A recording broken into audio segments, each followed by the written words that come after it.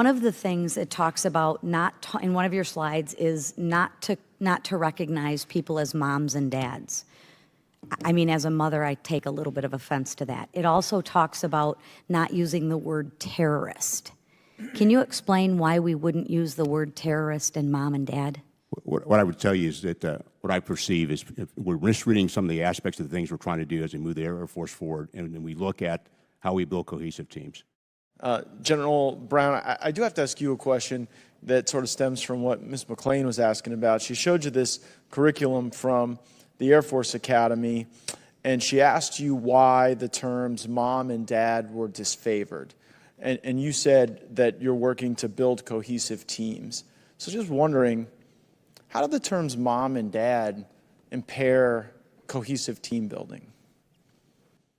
You know, part of leadership is understanding the people you're privileged to lead.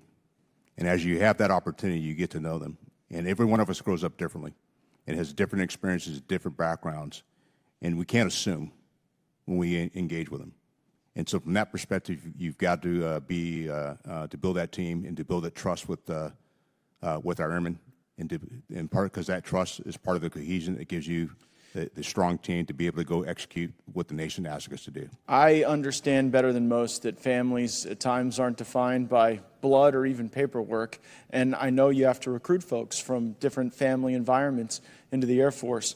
But do you think maybe it puts downward pressure on recruiting some of the people who do have moms and dads and do use the term mom and dad if in the curriculum of the academy it seems to disfavor those terms? No, I don't. Oh, okay. And what's your basis for that belief? Because I think part of leadership is dignity and respect of those you're privileged to lead. You don't think it disrespects people? I do not. I think we need to respect the fact that they have either parents, grandparents, aunts, and uncles that sometimes raised young people. Sure, but I mean, I know folks who've been raised by aunts and uncles, and none of them have ever told me that when they hear someone else call their parent mom or dad that upsets them. Do you know of people who feel excluded when others refer to their parents as mom or dad? I don't, or either way. Gotcha, bitch. Whether it's aunts, uncles, moms, and dads, I have not come across anyone that.